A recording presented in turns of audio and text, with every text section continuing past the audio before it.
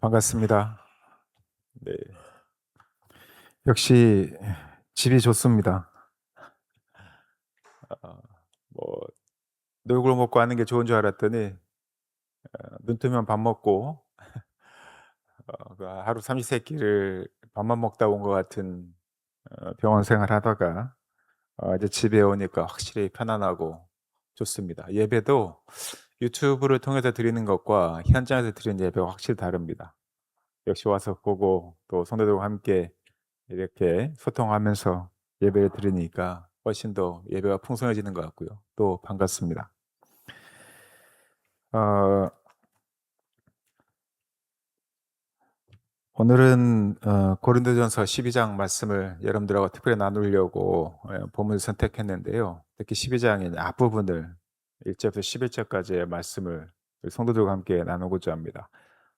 은사에 대한 이야기이고 또 은사를 왜 성령께서 주셨는가, 그 핵심은 무엇인가, 또 무엇을 주셨고 또한 어떻게 해야 하는가라고 하는 그 질문을 통해서 저를 비롯한 우리 광주시 침례교회 성도들이 각자의 삶 가운데 성령 주신 은사를 어떻게 쓸 것인가, 또 어떻게 사용하고 이해할 것인가에 대한 그런 말씀을 좀 함께 나누고자 합니다. 오늘 이 고린도 전서 후서는 바울이 쓴 거죠. 네, 바울이 이 편지를 쓰던 장소가 그곳이 고린도입니다. 고린도 교회 성도들에게 쓴 편지입니다. 이 고린도라고 하는 도시는 매우 큰 항구 도시이고요. 지금도 항구 도시가 여러 가지 역할을 하지만 2000년 전에 항구 도시는 여러 가지 민족과 또한 다양한 교류들이 있던 곳, 그래서 여러 가지의 모습들이 드러나는 곳이 바로 항구 도시였습니다. 당연히 온갖 민족과 종교가 뒤섞여서 들끓었던 곳이 바로 고린도였던 거죠. 그리고 그 당시 세계를 우리가 헬라 세계라고 이야기합니다. 헬라 세계라고 하는 것은 다양한 철학들이 서로 공존하면서 서로 난상 토론하고 또한 그 가운데 누가 더 지혜로운가를 겨루었던 그 시대가 바로 헬라 시대입니다.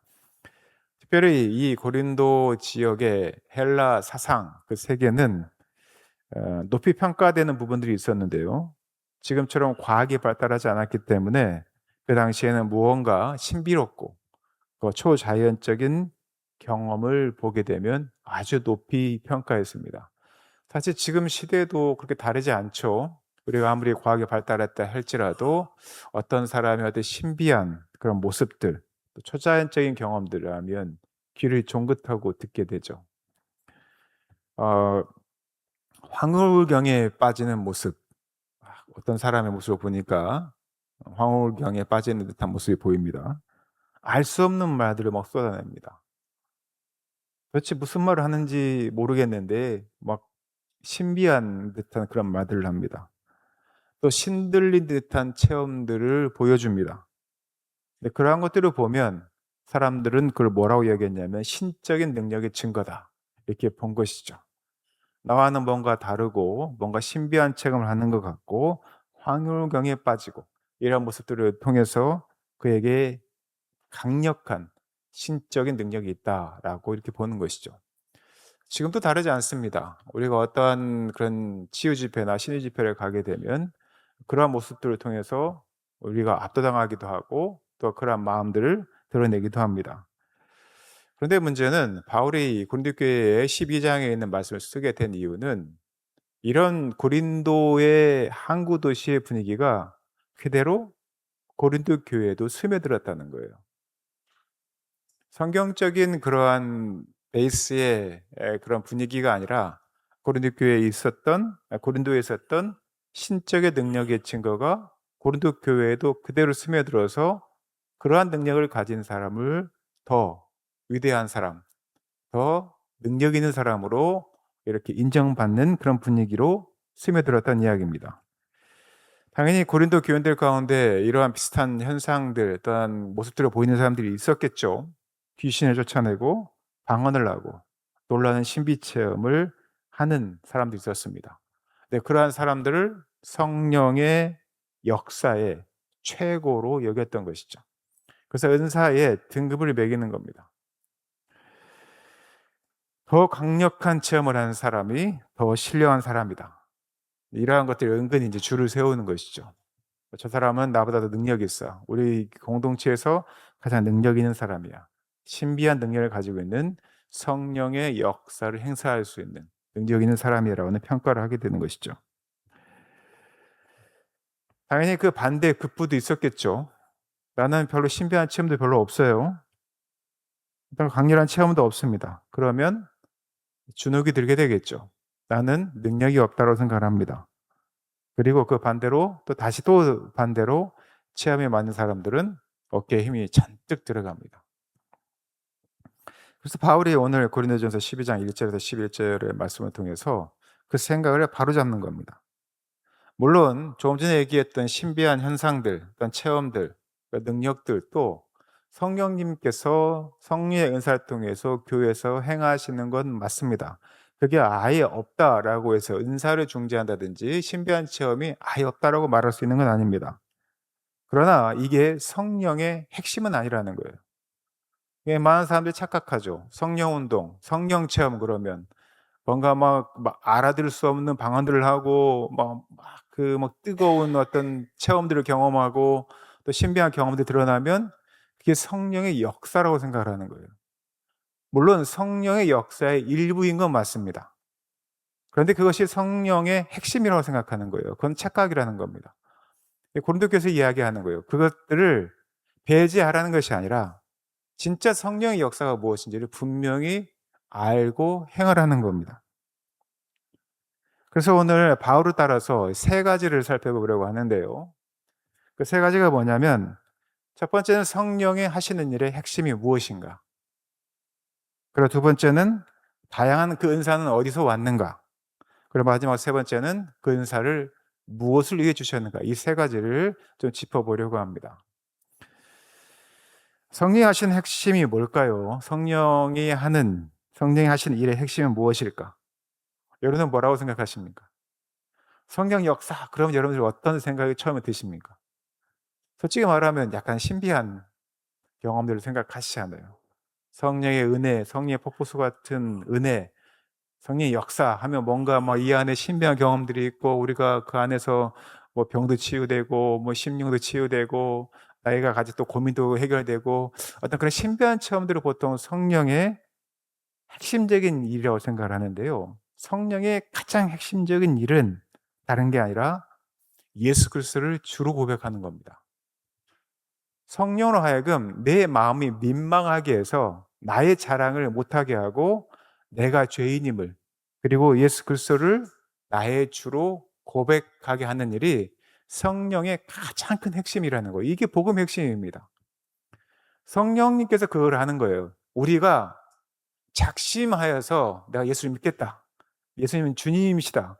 라고 하는 것은 결과론적으로 떠오르는 것이지 성령이 한 핵심적인 일은 우리로 하여금 그렇게 하게 하시는 일, 바로 그것이 성령의 성령이 하시는 핵심적인 일이라는 겁니다. 다시 한번 말씀드립니다. 성령이 하시는 일의 핵심, 그것은 우리가 예수를 주로 나의 주인으로 고백하는 겁니다. 그 일을 위해서 바울이 먼저 우리의 과거 일을 일깨우게 하죠. 고린도 교회 성도들의 과거의 모습들을 다시 돌아보게 합니다. 2절에 나옵니다. 2절에 보면 이렇게 되어 있습니다. 같이 읽어볼까요? 시작. 너희도 알거니와 너희가 이방인으로 있을 때 말 못하는 우상에게로 끄는 그대로 끌려갔느니라. 생명의 주요 창조주인 하나님을 믿기보다는 예수 그리스도를 나의 주로 고백하기보다는 나의 욕심과 나의 욕망과 나 알지 못하는 그 무엇인게 이상에게 그냥 끄는 대로 끌려가는 그러한 삶을 살았던 그런 존재였다는 것을 먼저 알게 한다는 것이죠. 말 못하는 우상, 아무 말도 못하는 그 당시에 못하는 돌, 나무, 이곳에 엎드려 살던 시절이죠. 저는 솔직히 잘 기억이 안 납니다만 저는 어릴 때부터 교회를 다녀서 그런 큰 인식을 안 해서인지 모르겠지만 제가 어른들 이야기 들어보면 어느 마을이든지 마을에 들어가면 장승이 세워져 있고 장승이 없으면 그 마을에 큰 나무가 있어서 그 마을 입구에 있어서 그 안에 보면 뭔가 신령한 그 마을이 지켜주는 뭐가 있었다고 이야기를 하죠. 그 사람들이 그 나무를 함부로 해하지도 않고 그 앞을 지나갈 때는 뭔가 다른 모습들을 보입니다. 그게 어떤 마음일까요? 어떤 거대한 자연에 압도되었다는 것 이상으로 신적인 개념으로 보고 내 운명을 거기에 맡기는 그 우상 섬기는 일 중에 하나였었죠. 그러한 일들 가운데는 자연뿐만 아니라 일상 가운데도 그런 일이 많이 있습니다. 그랬던 그들을 죽은 우상에게서 건져내어 살아계신 하나님께로 돌이키게 하신 분, 그분이 누구다? 성령님이시라는 거죠. 성령의 핵심적인 일이 하시는 일의 핵심이 바로 그것입니다. 그리고 3절에 보면 이렇게 나옵니다. 3절 같이 읽어볼까요?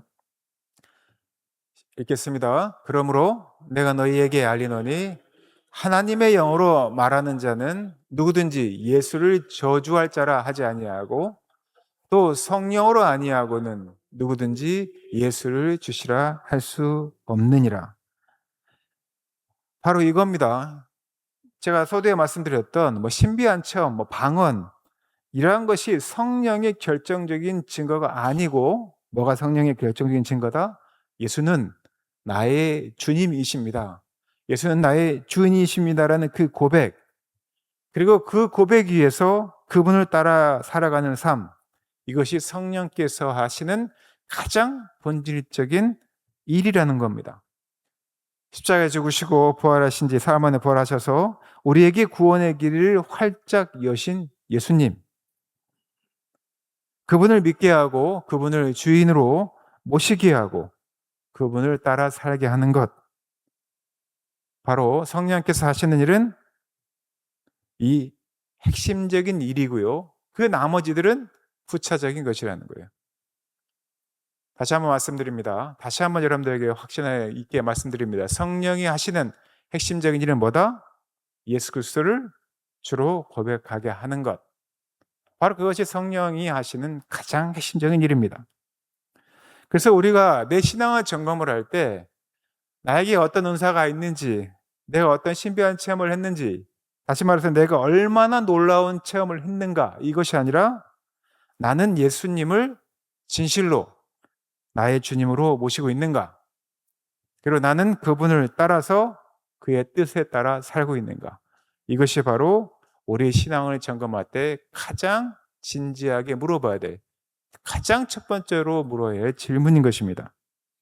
여러분들이 만약에 이 고백이 살아있다면 이미 여러분들 안에 성령님께서 함께하고 계신 겁니다. 자, 두 번째는 그 다양한 은사가 어디서 왔느냐는 거예요. 오늘 여러분들이 읽은 4절, 5절, 6절 보면 바울이 똑같은 구조를 3번 반복을 합니다.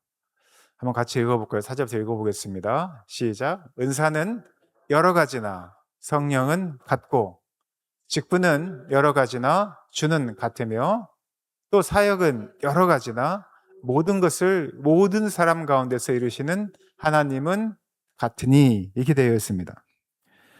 여기에 두 가지가 동시에 드러나죠. 하나는 다양성입니다. 여럿이라는 표현이 있죠. 은사도 여럿, 직분도 여럿, 일하는 방식도 여럿. 그래서 이 다양성을 우리에게 소개를 합니다. 사실 교회 안에 똑같은 사람들이 없죠. 쌍둥이나 정도 돼야지 헷갈리지. 우리 여기 계신 분들 보면서 얼굴 헷갈리면서 이름 헷갈리는 분은 거의 없죠. 은사도 마찬가지입니다. 비슷한 것 같지만 조금씩 차이가 있습니다. 교회 안에 똑같은 사람이 한 명도 없는 것처럼 은사도 각자에게 주어진 은사의 특징도 또한 사역도 각각에게 따로따로 다르게 다양성 있게 주어집니다. 또 하나가 있죠. 다양성 말고 동일하게 하는 말씀이 하나라는 뜻입니다. 하나됨입니다. 그 모든 것이 한 성령, 한 주님, 한 하나님께로부터 흘러나왔다는 고백이죠. 성부, 성자와 성령 삼위일체 하나님께서 그 풍성한 은사의 한 근원이 되신다는 이야기입니다. 그래서 우리가 교회 안에서는 이러한 말을 하면 안 되죠. 내 은사가 너의 은사보다 더 귀하고 크다.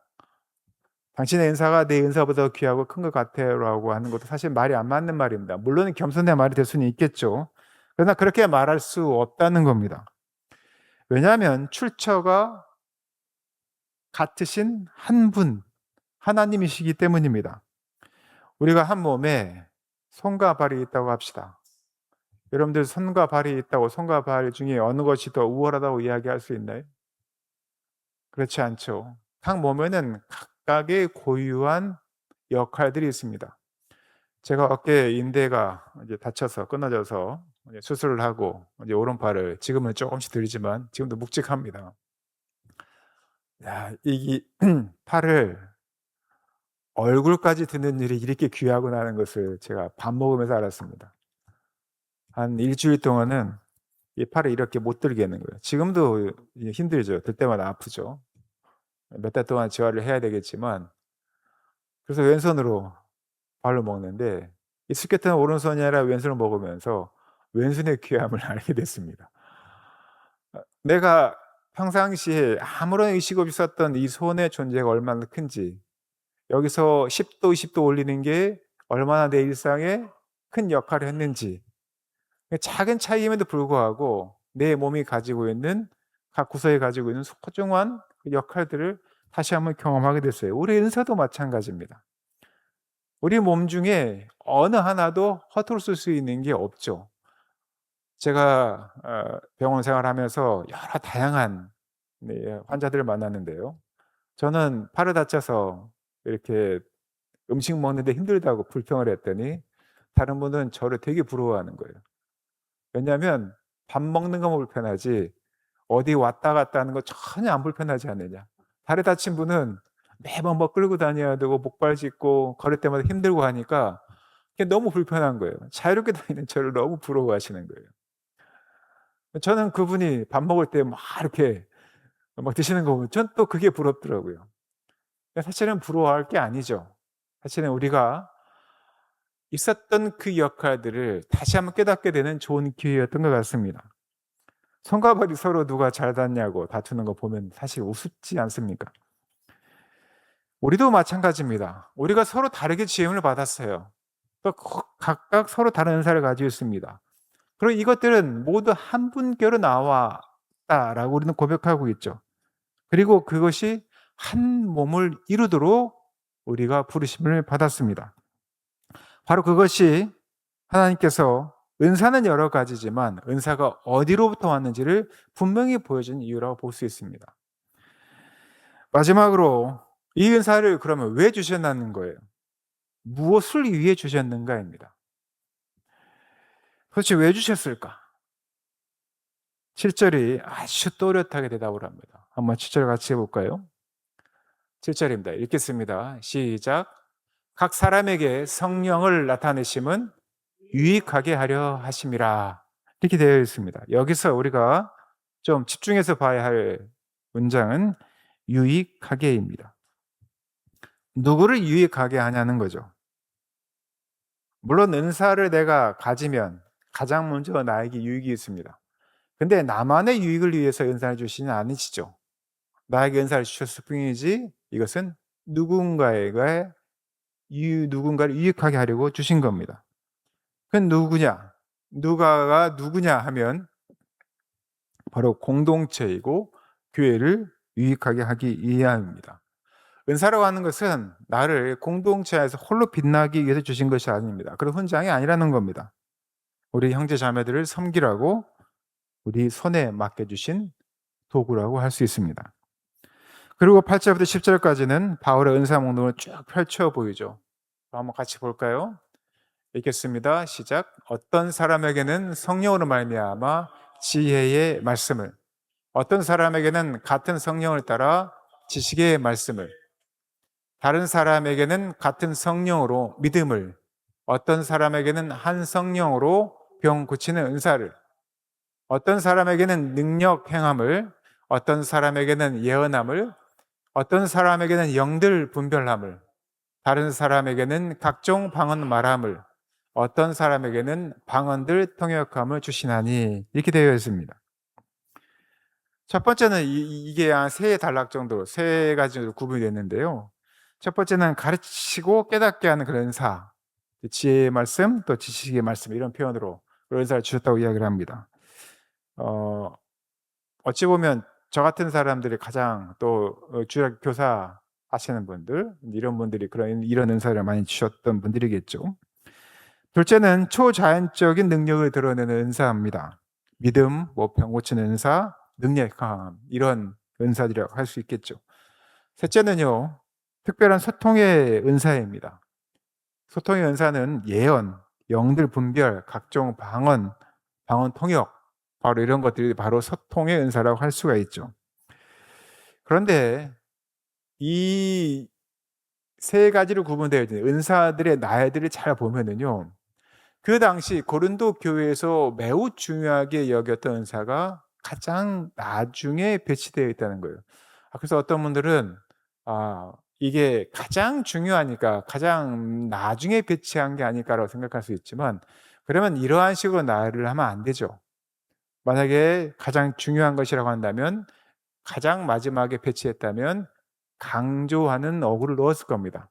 그러나 그렇게 하지 않습니다. 지금 바울은 하나씩 그냥 열거를 합니다. 다시 한번 말씀드립니다. 고린도 교회에서 가장 중요한 그러한 은사라고 했던 역할들이, 은사가 가장 나중에 배치가 돼요. 거의 끝자락에 놓입니다. 중요도 순에서 어찌 보면 가장 끝자락에 놓여 있다고 볼 수도 있는 거예요. 물론 바울은 방언을 무시하지 않습니다. 그러나 결코 방언을 정점에 올려놓지도 않죠. 모든 은사를 나란히 세워두고 한 성령께서 이 모두를 나누어 주셨다라고 담담히 말하고 있습니다. 이것을 강조해서 말하지 않습니다. 그리고 11절에서 이렇게 매듭을 짓죠. 11절 같이 읽어볼까요? 읽겠습니다. 시작. 이 모든 일은 같은 한 성령이 행하사 그의 뜻대로 각 사람에게 나누어 주시는 것이니라. 이 모든 일은 같은 한 성령이 행하사 그의 뜻대로 각 사람에게 나누어 주시는 것이다.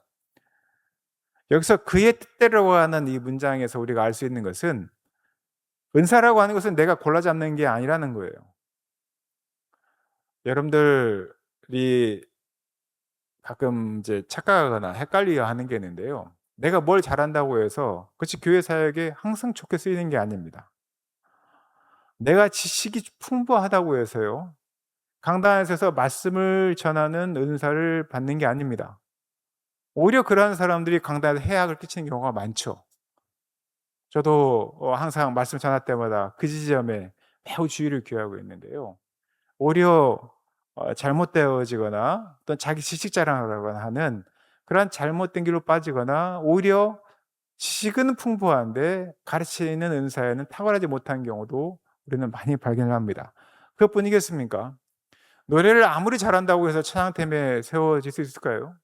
여러분들이 찬양팀에서 찬양 사역을 할 때 노래를 잘한다고 은혜를 받지 않습니다. 찬양은 그 안에 주시는 풍부한 그런 은사들이 있습니다. 우리가 예배를 드리면서 찬양팀 사역을 하면서 그 안에서 누려지는 그것이, 노래를 잘하면 좀 더 좋은 요인일 수 있지만 그 은혜는 다르게 경험되는 것을 많이 보게 되죠. 은사는 내가 골라 잡는 것이 아닙니다. 오늘 본문 말씀에 특 11절에는 그의 뜻대로 각 사람에게 나누어 주시는 것이다 라고 이야기를 합니다. 다시 말하면 은사는요, 성령께서 그분의 지혜로 나누어 주시는 선물이라는 거예요. 내가 받은 은사도, 옆에 계신 형제자매들이 받은 은사도 모두 성령의 주권적인 그런 선택의 결과라는 것입니다. 그래서 내 은사를 자랑할 것도 없고요, 또 남의 은사를 부러워하거나 또는 시들할 것도 아니라는 이야기입니다. 그렇다면 이 말씀이 오늘 사랑하는 성도들에게는 어떤 의미인지 좀 궁금합니다. 오늘 이 본문 말씀에서 여러분들에게 어떻게 받아들이는지 궁금한데요. 여러분들이 가진 은사는 무엇입니까? 그리고 여러분들은 그 은사를 어떻게 사용하고 계십니까? 물론 가장 먼저는 하나님께서 나에게 주신, 선물로 주신 은사가 무엇일까? 먼저 분별할 필요가 있겠죠. 저는요, 이 자리에 앉은 모든 성도들에게 빠짐없이 하나님께서 은사를 주셨다라고 믿습니다. 아니, 은사를 맡기셨습니다. 우리가 나는 내세울 게 없다 이렇게 말하는 분들이 계십니다. 나는 뭐 특별한 능력도 없고 교회 안에서 할 수 있는 하나님께 주시는 은사가 없는 것 같아 라고 그런 겸손의 말을 하시는 분도 계실 수 있습니다. 그거는 겸손이 아니라 교만이라고 할 수 있습니다. 물론 드러나는 은사가 있고요, 조용히 섬기는 은사가 있습니다. 그 차이일 뿐입니다. 은사 없는 성도는 없습니다. 내게 맡기신 그 한 가지가 무엇인지를 우리가 기도하며 찾는 게 중요하죠. 하나님, 나에게 맡겨주신 은사가 무엇입니까? 라고 한번 분별해 보시라는 거예요. 그리고 무엇보다도 다른 성도들이 가지고 은사를 보면 그것을 귀하게 여기십시오. 질투하고 시기하지 마십시오. 나와 다른 은사를 가진 형제 자매가 있으면 그것들을 나의 경쟁자로 보는 것이 아니라 동역자로 보는 거예요. 내가 못하는 일을 그 형제가, 그 자매가 하고 있다라고 귀하게 여겨주는 겁니다. 저처럼 강단에서 말씀을 전하는 목사의 그 입술도, 주방에서 또는 그러한 허드렛 일로 묵묵히 섬기는 그 손도, 무엇보다도 보이지 않는 곳에서 무릎 꿇고 기도하는 그 자리도 모두 한 성령께서 친히 나누어 주신 귀한 은사라는 겁니다. 각자 받은 선물을 움켜쥐지 않고 서로를 위해서 풀어놓는 일이 교회 안에서 매우 중요한 것이죠. 그렇게 되므로 교회는 그리스도의 몸으로 든든히 세워지는 겁니다. 저는 교회 안에서 이 은사들을 섬김을 위해서 사용했으면 좋겠습니다. 저는 제 교회 성도들이 각자 받은 은사를 그것을 위해 사용할 거라고 믿습니다. 은사의 목적이 뭡니까? 유익하게 하려는 것이죠. 유익하게 하려는 것. 그것은 교회를 세우기 위한 것입니다. 공동체를 아름답게 세우기 위해서입니다. 나를 드러내기 위해서가 아니라 형제를 세우고 또한 교회를 든든히 하기 위해서죠. 저는 이 광주광역시라고 하는 이 도시가 아주 특별한 역할들을 잘 감당하고 있다고 생각합니다. 우리가 민주화의 성지, 민주화 항쟁의 도시 이렇게 이야기하죠.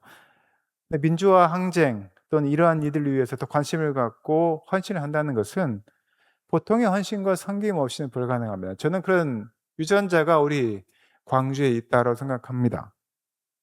이 광주에서 살고 있는 우리 사랑하는 제일교회 광주제일침례교회 성도님들, 광주가 누군가를 위해서 자기를 기꺼이 내어준 것처럼 광주제일침례교회도 그러한 일을 해야 되지 않겠습니까? 저는 그러한 이들을 앞서서 나아가 해야 되는 역할들을 해야 되는 그런 역할들을 감당해야 되는 것이 교회요, 또한 그리스도인이라고 믿습니다. 각자가 받은 선물, 은사를 움켜쥐지 않고 서로를 위해서 풀어놓기를 바랍니다. 그렇게 그리스도의 몸인 교회를 세워가시기를 바랍니다. 말씀에 맺겠습니다. 오늘 본문 말씀 통해서 여러분들에게 다시 한번 반복해서 드리는 말씀은, 우리가 다시 붙들어야 되는 것은 화려한 체험이 아닙니다. 단순하지만 더없이 깊은 한 고백이 우리에게 필요하죠.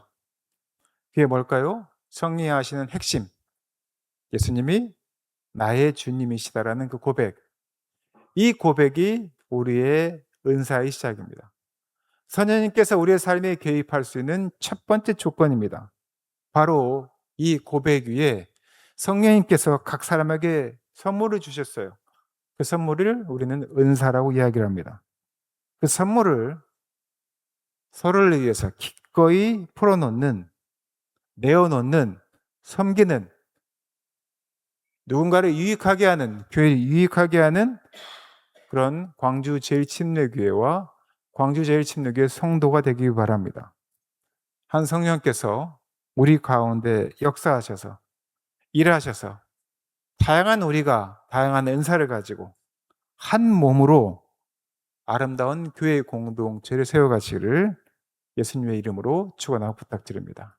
아멘. 함께 기도하겠습니다.